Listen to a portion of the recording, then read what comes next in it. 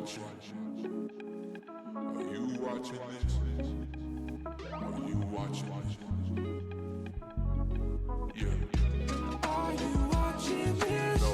You need to get with it. Are you watching this? We on a TV shit. Are you watching this? You don't wanna miss. Are you watching this? Stop canceling our shit.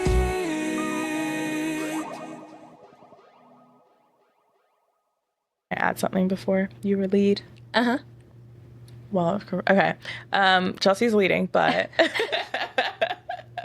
this is really dorky of me, but I'm wearing an Arsenal shirt, you guys, because Arsenal's playing today. It was a very tough match, and I just checked, and we're winning 4-0. So Oh, well, then you probably win the match, right? yeah. Seems pretty likely. Yeah. So that's great. How much more time's left? 1 minute. Oh, yeah. I think you won then. I think we're good. We're good. Okay. All right. Welcome to an episode of Did You See That? Did you see that? Which is a sub episode of Are You Watching This? Yes. And I'm Chelsea. And I'm Ellen. And we're just a little bit of a different format from our normal episodes. We either just kind of ask questions to each other, we just talk, or we'll kind of focus around a specific topic. Yeah. And we decided to do a person this week, and it is Vince Gilligan, Okay. who I always get confused with Vince Gill, who is American singer-songwriter. Okay. Yeah. I just, every time I'm like, which one is that? Yeah. And Is it just the name? They don't look like each other? no, I don't think so. Okay. And the thing is, usually I'm reading and it's either about music or TV, and I think, oh, I didn't know he played music, and then it's the whole thing. It's the wrong Vince. What do you know about him? Breaking Bad fame. That's Okay. all I know about him.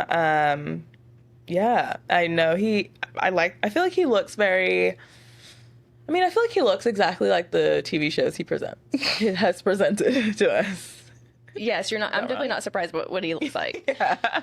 And that's really it. That's all I know about him. So All I right. did no research. Yeah. Just all you. I did some. I was hoping that he would be a slightly more interesting person. He seems a little, he followed the trajectory, it seems like, that you would expect based on his interest as a child. Versus, like, when we're talking about the creators of South Park, they, like, started in math and physics, and then they taught themselves animation, and it's just such an interesting journey how they got there. And, like, one was a bassist in a touring band, and then, anyway. Yeah. He wasn't quite like that. Gotcha. But doesn't negate from the great work that he's done. No. So you're going to get into it, but, like, he wanted to be this, and he became this. Yes. Which is very impressive in itself. Yeah. Yep. Yeah. And good for what'd you want to be when you were a kid? God, Beyonce. Did you want to be an entertainer? Did you want to be a singer? Did I you wanted want to to be be a dancer? a singer. Okay. You wanted to be a superstar. Yes. Okay. Which is insane. But I got a podcast, so. You can still be a superstar. No. God, no. I think I told you this in person. My sister, I was telling her, I was like, I would be on Dancing the Stars. And she was like, well, you have to be a star. Yeah. I was like, I already am. Yeah, you did. And it kills me even the second time hearing it. What did you want to be when you grew up? That I had no idea then. I had no idea when I was in college. I have no idea now. I don't understand people that, like, have this, they just know what they want. Yeah. I mean, sometimes if there's something I want, like, yes, I know that, but Yeah. like as a whole, Yeah. The Leo part of me is just like attention. That's, Yeah. that's kind of always just been the drive. It's not a bad drive, honestly. There's a lot of, like, things that can spur that drive. Yeah. Yeah. But mostly spite, even from a young age. That is very Chelsea. All right, I'll try not to just read all of this, but there was some interesting information about him, and especially the shows that he created. So and I try to do facts that are oriented around stuff that we've talked about and stuff that we are more into, oriented around, because he's done other shows as well. But the shows that he's primarily known for are X-Files, Breaking Bad, and Better Call Saul. I did not know he did X-Files. Yes. And how he got on X-Files is interesting. Yeah. He did a spin-off from X-Files that he was one of the creators and writers for. I don't remember the name of it. I don't mention it. And there's one other show that he created with David somebody who I recognize his name, and I didn't mention the show either, so because I didn't know it. It's okay. All right, George Vince Gillian Jr., which I think is Gilligan, right? Gill. Gillian. Yeah, like Gilligan's Island. Yeah. Yeah. That's what I'm gonna say. He is a 58-year-old Aquarius born February 10th. That's important. That adds up. Yes, to it me. does. Yeah. In 1967 in Richmond, Virginia. Okay. And George is his actual name. Yes, George. And Vincent's his middle name. Vince is not even in his name. It's just an abbreviation of his middle It's name. one of them Hollywood things, you know. They're like, there's too many Georges. You got to send out. Yeah. There's Vince Vaughn and there's you. And he also is going to, he's behind the new show that's coming out on Apple TV Plus on November 7th called Pluribus. Yes. Which we talked about, whenever, I don't know when this episode comes out, but we talked about it. The premise of this show is that there's a writer and she has to save the world from happiness. It's a disease that's going around. It's a disease I would like to catch. Yes. It's the COVID we should have got. And what is such an interesting premise, too. I think Breaking Bad's a pretty interesting premise. I guess now that it's out and we see shows that follow similar character arc, Yeah. it doesn't feel as revolutionary 12 years down the road or however long it's been. Yeah. But it really was the story arc of going from the antagonist being the main character to a villain Yeah. story arc. I hadn't really seen that very much. Not even just books, you know. So it was an interesting take. But I also think that Pluribus, that sounds It's incredible. super fascinating. Yes. I love it. So this is the part that was like, he knew this is what he wanted to do. This is what he did.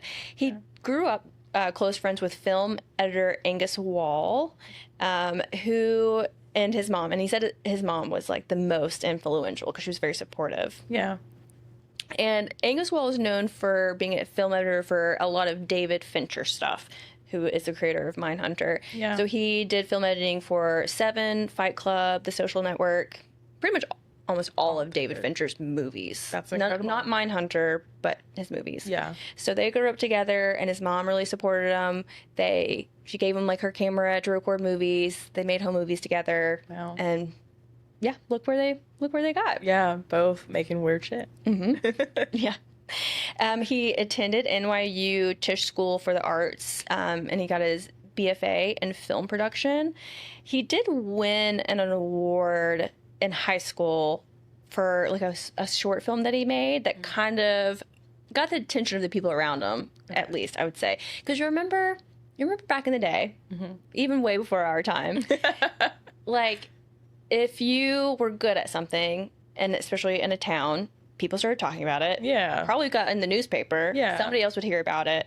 You know, it was so not easier, but Locally, that like attention was meant a lot, and I think now with the day and age of the internet, it doesn't mean much. I feel like that global attention means more than the local, and it's like if you aren't getting that global, what's the point? But no, local still matters, and it can still get you places. yeah. So he won that award, and I guess it got him a little bit more attention. It ended up leading him to NYU. Yeah. And at NYU, he wrote the screenplay for Home Fries. Have you ever seen Home Fries? I've not, but I heard of it. Okay. So Home Fries it was released in 1998. It stars Drew Barrymore, Luke Wilson, Catherine O'Hare, and Shelley Duvall. I've seen 75% of it. That's an incredible cast. Yeah, Yeah. it is. I've seen some of it because Okay. it was on TBS. Okay. It was playing. It is weird, but I liked it. I Okay. liked it a lot. It's a movie. Yes. Okay. And so the premise is Dorian, played by Luke Wilson, and Angus. Oh, I wonder if he named it after his friend. Jake Bussey chase down their womanizing stepfather with a helicopter, frightening him to death. In his efforts to cover their tracks, Dorian begins investigating his stepfather's mistress, Sally, Drew Barrymore. She works as a fast food drive-through, or at a fast food drive-through, and she's pregnant with Dorian's dad's kid. Dorian falls in love with her, and unfortunately, his scheming mother wants Sally dead. And Sally isn't sure that she wants Dorian to be her child's father and also his brother. Wow. Yeah. That's a lot. Yeah. Yeah. But he won an award for it. He won the Virginia Governor's Screenwriting Award in 1989 for that film, and then it later got made. Yeah. This he- was 1998. It got made in 1998. I feel like Drew was big then. I feel like I don't know. Yeah. Yeah, because Never Been Kissed came out. Yeah, about that's that what I time. thought. Maybe That's a little bit exactly. later, but yeah. Yeah, no, I mean, she was doing stuff. Well. Okay. So then he got his big break when he joined X-Files on Fox. And how it happened was, for fun, he was a really big fan of the show, and so he submitted a script and got a job. Wow. Yep. Incredible. Yep. And actually that script was used in the second season. Wow. Yeah. He like just nailed the voice of it, and the creator was like, yeah, sure. Yeah, I guess. And like, Wow. I wonder, how do you just submit it? You know? Yeah. Because like Robbie Hoffman talks about how she, I guess, she got the idea to get a job at HBO. Mm-hmm. And so she wrote the script and went to HBO Canada and just like, not even demanded a meeting with like the head person there, but just said that they had a meeting and then you need to see them. Honestly, lying takes you places, people. They say lying's bad, but no. To me, that's not a lie. What would you call it, Chelsea? Either a white lie or a device to get you to the next step where you can be honest. Yeah. Okay, so you're like acting. Yes. Okay. Yeah, because you can get it. Obviously, they're gonna know you didn't have a meeting, and you can be like, "Look, now I'm here. Let's have a conversation." Might as well. Yeah. Yeah. I lied. Sorry, but look, I'm in the room with you now. Right. I hear you. So I thought that was super interesting. Yeah. The episode was called Soft Light. I've never really watched X-Files. Have you? I've seen like 2 episodes. But no. How many? 11 seasons? Yeah. Crazy. Yeah. So he did X-Files from 1995 to 2002. Wow. Yeah. Think about being on a show for 7 years. Yeah. And then that ending, that would be so sad. Yeah. So sad. But you hear what's his name? But you hear they're bringing it back? No. What? No. Why? The guy who created Sinners. Fuck. I have not sweared this much in my life. Ryan Coogler. Oh, he's bringing back. The X-Files. Oh. Yeah.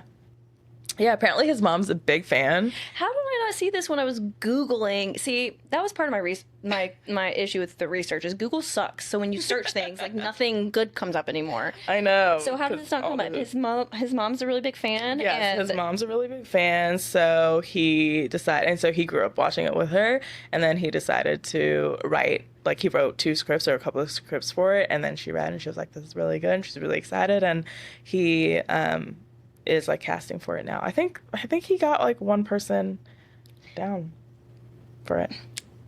algorithm, Google. Yeah. Terrible. I love that information. Yeah, see, Ryan Coogler, X-Files reboot. Yeah. Love that. Yeah. Learn. Yeah. Okay. Does it have any kind of like time frame, release date? Nothing. No. Just literally, I Googled it and like look at the articles. Oh, okay. Made it for his mom. Yeah. For his mom. Yeah. Sorry, but yeah, I no release date. All right. Hopefully 2027. At the very, I give Ryan time. Ryan Coogler, take your time. I was gonna say 2026. I think that is asking a little too much. Yeah, too soon. I'll He'll say probably film it next year and then release it. Yeah. 6 years later, Breaking Bad would be released on AMC. So Vince created, wrote, directed, and produced the series, which ran from 2008 to 2013. And the concept for Breaking Bad came about when he was talking with one of his fellow X-Files writers, Thomas, I'm not even going to try to pronounce his last name, regarding being unemployed and what they're going to have to do to like make money to sell meth. And so he ran with kind of that general idea. That's funny. I love that. I love that, actually. Yeah. In July of 2011, he indicated that he intended to conclude Breaking Bad at the end of its 5th season. And that August, so a month later, negotiations began over a deal regarding the final season between AMC and Sony, because Netflix wasn't giving him AMC wasn't giving him what he wanted. Yeah. And so they started having these negotiations. And I included this because it kind of proves exactly what we talk about all the time. AMC proposed a shortened 5th season. They wanted to go to 6 or 8 episodes instead of 13 to cut costs.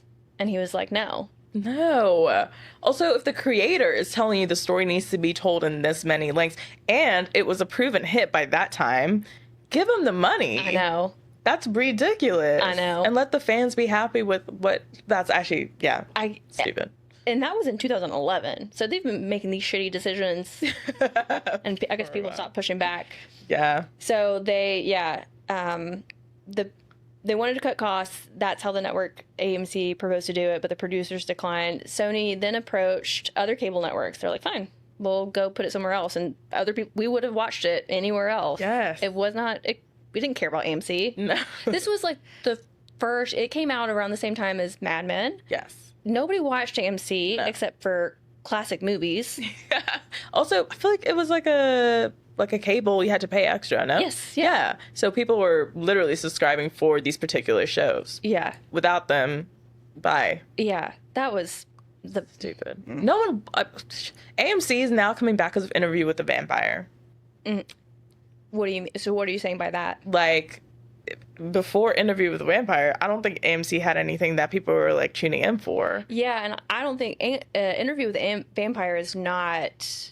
even it's close no. to Breaking Bad. No. And I think that's probably just kind of where we are socially and the way that we consume media. Yeah. It's changed a lot even since then. But Yeah. But also because it's such a, like, you have to, it's like an add-on, right, for, like, all these other streamings that you can add on to it.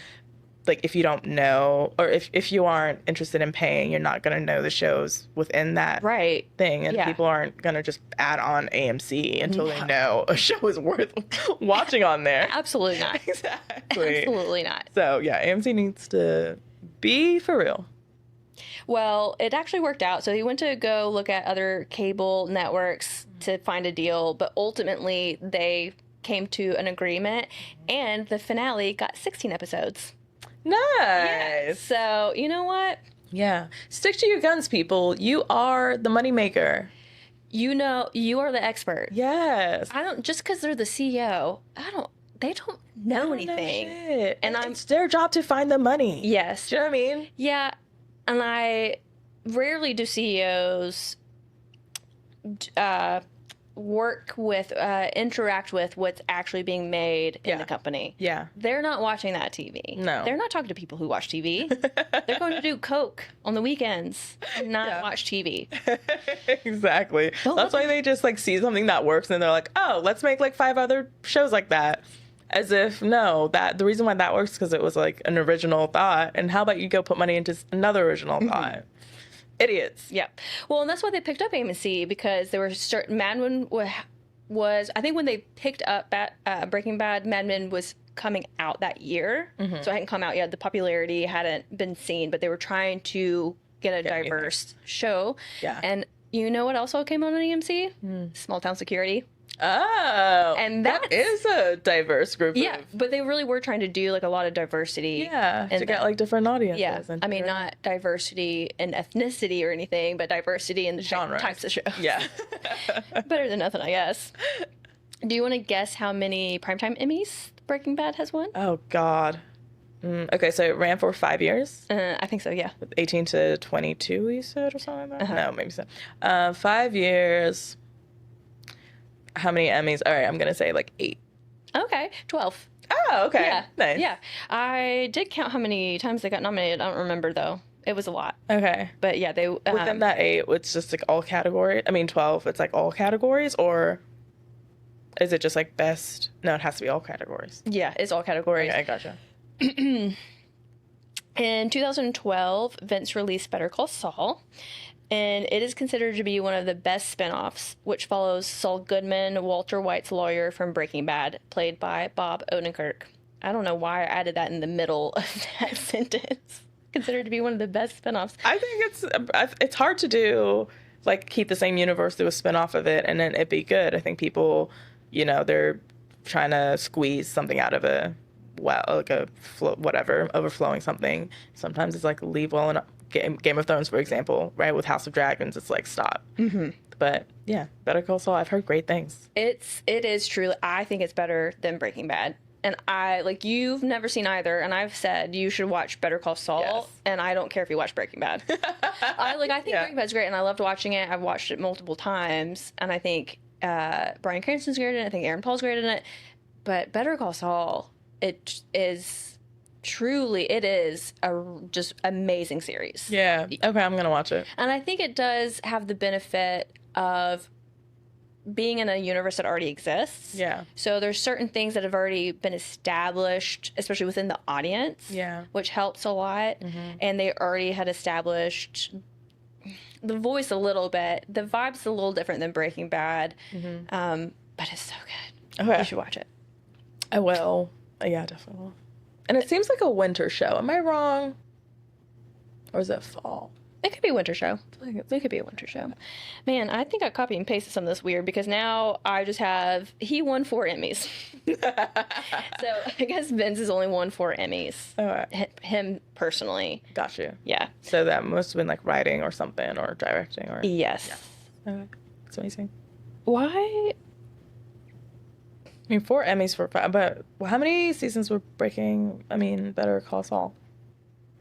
5. Okay. Oh, dang. Yeah. So it started in 2015. Oh, okay. See how I did it now. So the 4 Emmys he won in 2013 and 2014, he won for Breaking Bad Outstanding Drama Series. And then, well, let me say this. I'm going to ask you this. How many Emmys do you think Better Call Saul won? It is ranked as one of the best shows. Yeah. Along with Breaking Bad of Yeah. the 21st century. Yeah. I feel like Bob got an Emmy. I might be wrong, but I remember like the reason why I know it's good because of the award show season and it was getting traction. So how many Emmys do I think it's won? If he's won 4 for Breaking Bad, has he won 5 for Better Call Saul? Okay, no. 2 is my real answer. Yeah. Right, no, but Better Call Saul. Oh, I see what you're saying. So, Better Call Saul actually, in the primetime Emmys, won 0. Okay. Because the Emmys that they won were the Creative Arts Emmys, and it's for shorts that they created that went, I think, online. Yeah. And then, so the series, Yeah. the whole series didn't win. Yeah. At least they got something, I guess. Did they get nominated? Yeah, oh, they got Bob nominated. got- Yeah, okay. but they never won. That's crazy. I know. It really... What's going on in these people's heads? Listen. I should check to see who did win that year so I can be mad about it. That's probably deserved, honestly. Them categories are... Yeah. Who did win that year? What year was it? Again. Sorry. 2017 and 2020. Okay. So you can look at either one of those. And I'll keep kind of yapping while you're doing that. Kim Wexler, who is one of the main characters on Better Call Saul, she plays Saul's... They do end up dating, but they're kind of co-workers at some point. She's also a lawyer, so they work together, have very different styles, that's for sure. But she's played by Rhea Seehorn, and she is the actress who's going to play the main role in Pluribus. Yeah. Yeah. So he likes working with people he has already worked It with. seems like it, yeah. Yeah. Which I feel like, honestly, a lot of directors and creators do. Yeah. Do you have... Okay, so I did 2019. But, sorry, the list I have is stupid. So, it was nominated for drama series. And what was, as well, in there was Bodyguard, Killing Eve, Ozark, Poe, Succession, This Is Us. All right, if I'll give Killing Eve. If they won over them, I'll be fine with that. I'm pulling it up. Sorry. No, I lied. So I said 2019? No, you... Yeah, you said 2019. Okay, did I say Game of Thrones was in there? I Yes. don't know. Okay, drama series, Better Call Saul, Bodyguard, Game of Thrones, Killing Eve, This Is Us, Ozark, Poe, Succession, Game of Thrones. Ooh, Succession. All right. I feel like Succession started to win when Game of Thrones was over. Yeah. Yeah. And Bob was also nominated as drama series, and it went to Billy Porter Post.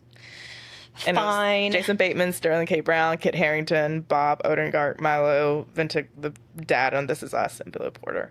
Those years were tough. They were Fine. tough. I'm gonna look at some of the other years though, because it's just like I don't know. It seems like maybe slower years. They should just revisit these shows that couldn't get enough awards. Yes. And credit them. Yeah. I Or agree. what they. Yeah. Yeah, I because agree with you. I think it could have won this year. Kind of. I don't even remember who won this year, don't either. honestly. And no, it was the Pit. Oh, it was a pit. Shit. Better than the pit, Chelsea? Yes. Fuck. Yeah, I mean, if we're talking about like a TV show, Yeah. the story arc, the character development, Yeah. the filmography, like all of it is perfect. I really have no complaint about it. Okay, I'm gonna start watching it. Yeah.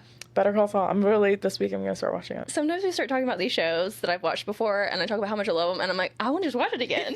I'm so excited. I agree. And then you look at everything else coming up. And I you're know. like, I'm like, I don't have time. at all. It's actually so sad, but it's all right. Unless you just don't ever sleep. Yeah.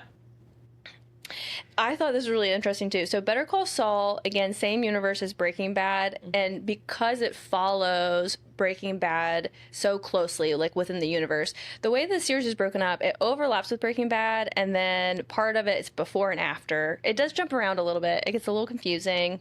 Yeah. Not too much though. But you don't have to watch Breaking Bad. I don't. If you did watch Breaking Bad, it helps kind of connect the story a little bit. It would make some of the characters you see. And you'll see the characters be like, why did they introduce this character? And it's probably because they were in Breaking Bad and it's a whole story arc. But you really don't have to watch it. I promise you. Okay. But because it's so close to Breaking Bad, and following the storyline, a writer, I really hope wish it said writers, because more than one person should have had this job, or Right. hopefully more than one person did, would be tasked at the start of each season to rewatch all 62 episodes of the show and verify that the scripts for Better Call Saul season introduced no conflict. Dang. And I think that's amazing. I think every TV, like, that's what you should be doing. Yes, that's the continuity that you need. Like, yes. Yeah. Because what's the point of doing a spinoff if you're not even going to care about the original material that helped get it there? Yeah. Wow, that's incredible. I also would like to apply for that job. I would take a job like that. I know I would complain about it as soon, because it would be the next year. I'm like, God fucking damn it, I gotta watch 62 more episodes of this. I already watched it last year. I remember everything. Yeah. But I'd be happy to take that job. Yeah, I agree. Or anything similar. Yeah.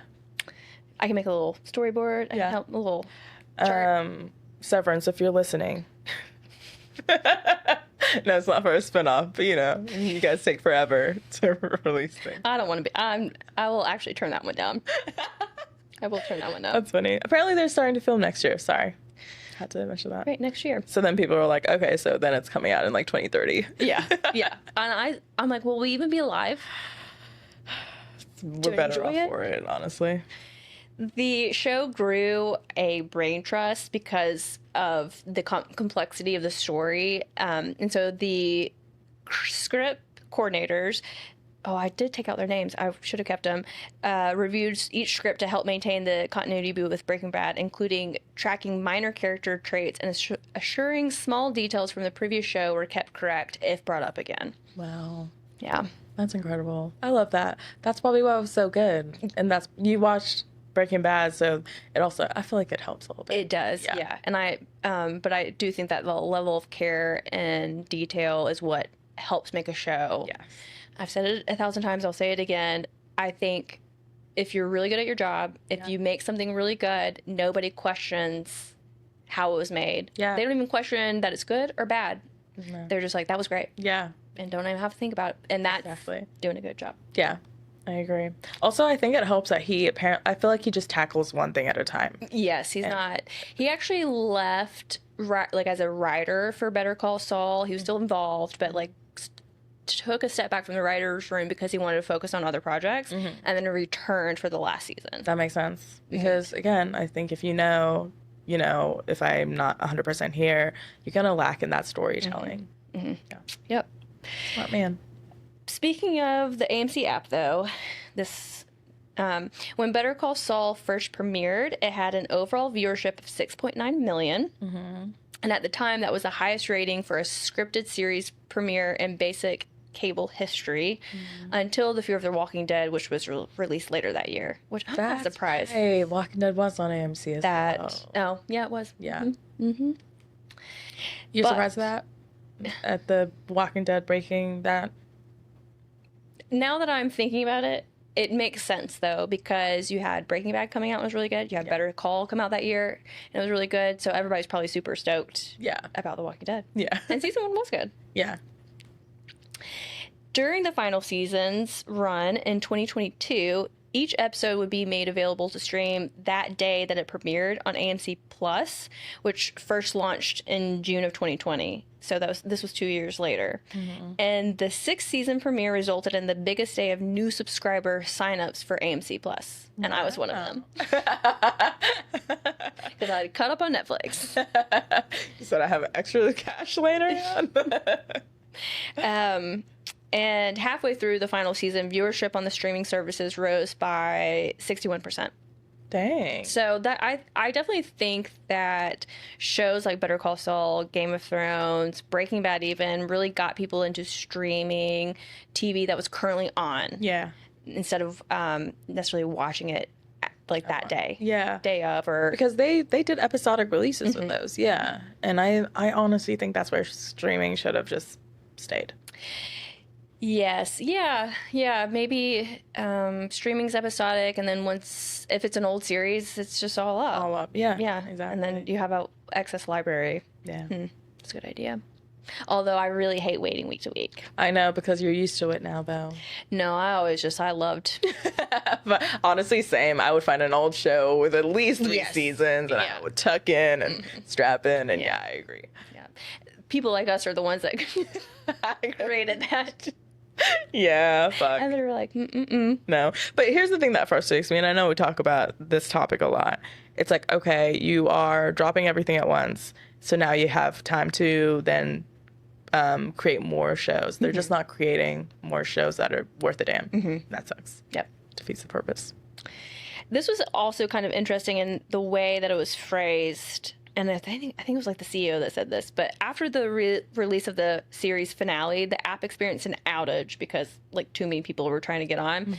And AMC later reported that the first day viewing numbers for the finale on AMC Plus was 4 times as big as a season premiere, which this was season, not the series. So it wasn't the 6.9 million, but it was still higher It was than higher than that.